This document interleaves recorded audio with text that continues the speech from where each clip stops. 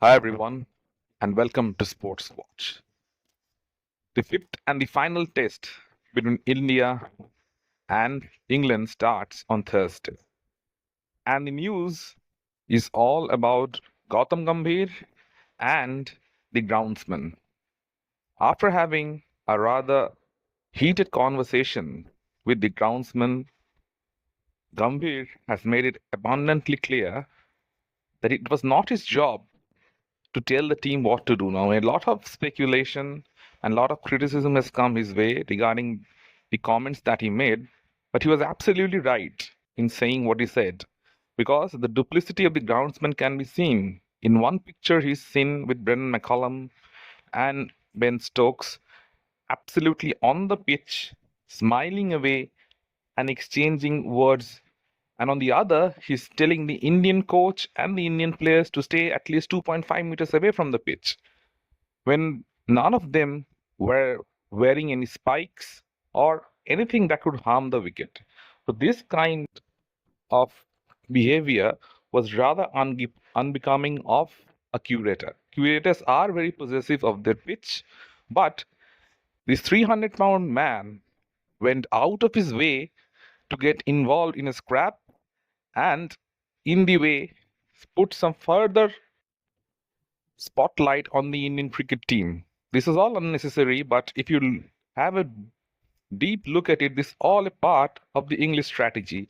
Their press, which is a lapdog, quickly jumped onto the scene and started criticizing Gambhir for what he did. Not once criticizing the behavior of the curator. It was he who started this entire fiasco, but now it's all shifted to the coach of the Indian team. Some of them are even calling for Gambhir's punishment. Some of them are calling for him to be reported to the ICC. Now, why is it happening? There has been a little bit of bad blood between the two sides right after the test match at Lord's. But why is it happening now? England are 2-1 up in the series, and despite their best efforts, they couldn't force a result in the fourth test match. India batted the entire day and came up with a draw. And at the end, the last 20 minutes were rather entertaining when Ben Stokes and company wanted to walk off the pitch. Ravindra Jadeja and Washington Sundar, who were very close to their hundreds, decided to stay on and bat. Now, Ben Stokes is a kind of entitled brat who thinks that everything should go his way. Since he decided that it was time for the match to declare a draw, he felt that the team should actually shake hands and walk off. But the law of the game states clearly that both captains have to come in agreement before anything of that sort happens. And since both Washington and Jadeja were close to their hundreds, both of them absolutely decided to stay. This prompted Stokes, Duckett, and Crawley to sledge the Indians. Stokes even went on to say whether Jadeja wanted to score 100 against the likes of Harry Brook and Ben Duckett. But Jadeja didn't want to score 100 against the likes of Duckett and Brooks. You didn't want to bowl your first string bowlers.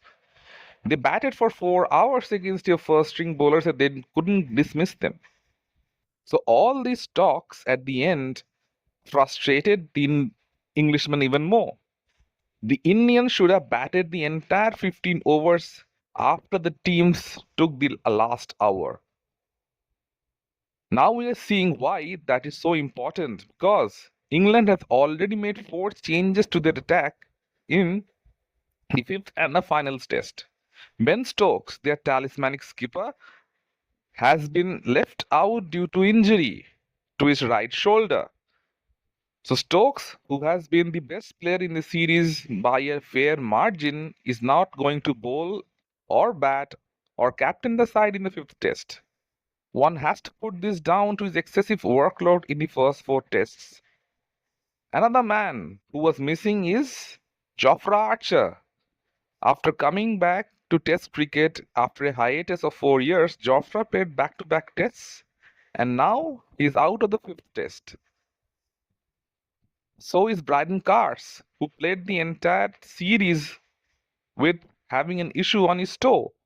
and he's bowled nearly 150 overs in the four test matches without picking that many wickets, and now he has been ruled out as well. And Liam Dawson, who came into the test after 8 years and picked up a wicket, has now been ruled out because he bowled nearly 50 overs in the last innings. So, four changes to the team.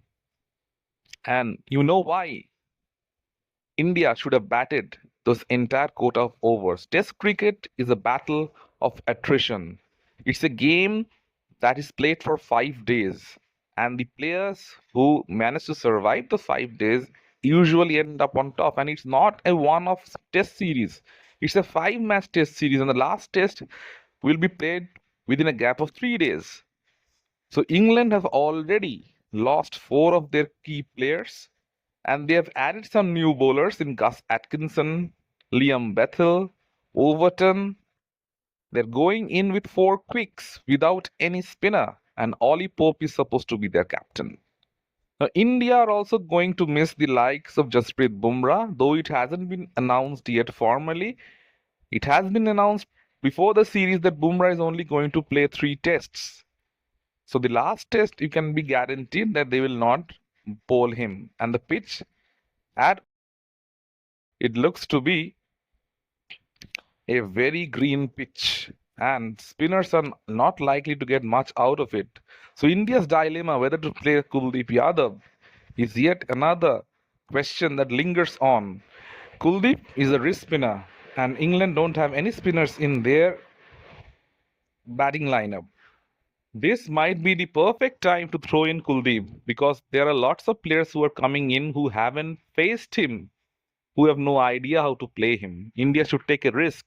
If they are to win and square the series, Kuldeep Yadav has to play. So who should come into the test match? Akashdeep for Bumrah is a definite choice.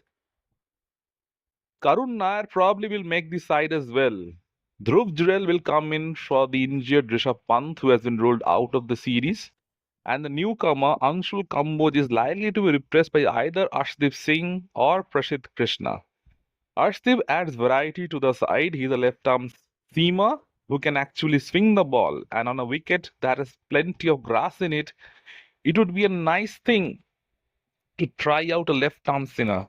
There isn't a left-arm seamer in either of the sides, and Arshdeep can make a difference, especially to those openers for England. Both Duckett and Crawley don't play the swinging ball well. So Arshdeep can make a difference if selected. India have kept their cards close to their chest and still haven't revealed their lineup even 24 hours before the final test goes. So it will be a good thing to see who makes it to the side and who doesn't. And if there is by any chance Jasprit Bumrah, even the faintest chance for him to play the test match, he should play it. But the medical team have advised him to take rest to manage his workload because he is coming after an injury layoff from the Australia series where he bowled his absolute heart out. And these test pitches in England have been rather bland. It has been made specifically for batsmen so that the likes of Bumrah don't pick many wickets because England don't have the technique to survive him on a spicy pitch. And they have made it very clear that for the last test match, Bumrah would probably not play, so add a bit of more grass into it. And they have loaded their team with batsmen so that they can play for a draw. So it's up to the Indians now to force a result out of this test match. Can India make a comeback after a stunning series, or will England win 3-1? The final stage starts on Thursday. Let me know in the comment section what you feel. And if you like the content, please like, share, and subscribe to the channel.